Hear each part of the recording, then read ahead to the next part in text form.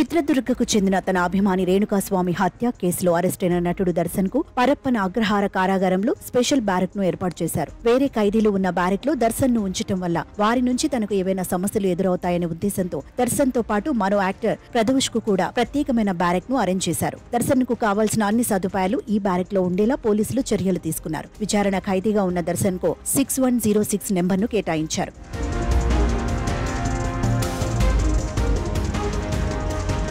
శనివారం రాత్రి డిన్నర్కు రాగి సంగటి, అన్నం, సాంబారు, మజ్జిగ, ఆకుకూర పులుసు ఇచ్చారు. కానీ దర్శన్ సరిగ్గా తినటం లేదన్నట్టు తెలుస్తోంది. దీంతో ఆయన బరువు కూడా కాస్త తగ్గాడని, రక్తపోటు కూడా నియంత్రణలో లేదని డాక్టర్స్ గుర్తించినట్టు తెలుస్తోంది. హత్య కేసులో దర్శన్ అరెస్టై ఇప్పటికే 2 వారాలు పూర్తయింది. ఈ కేసులో నిందితులు 17 మంది ఉండగా అందరూ పరప్పన అగ్రహార కారాగారంలోనే ఉన్నారు. మహిళా బ్యారెక్ లో ఉన్న పవిత్ర గౌడ కూడా అన్నం తినకుండా బాధపడుతోందని పోలీసులు చెబుతున్నారు.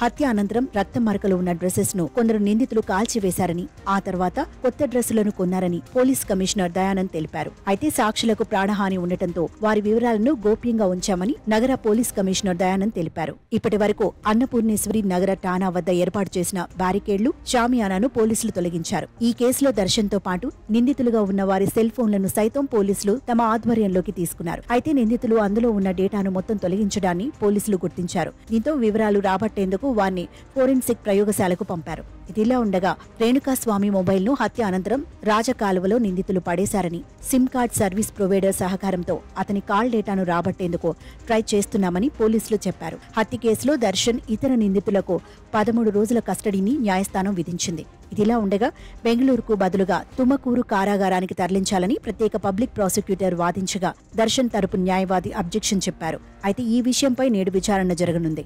అయితే కోర్టులో దర్శన్ ను బెంగళూరు కారాగారంలోనే ఉంచుతారా, తుమకూరు కారాగారానికి మారుస్తారా అనే విషయం ఈ రోజు కోర్టులో జరిగే విచారణలో తేలనుంది.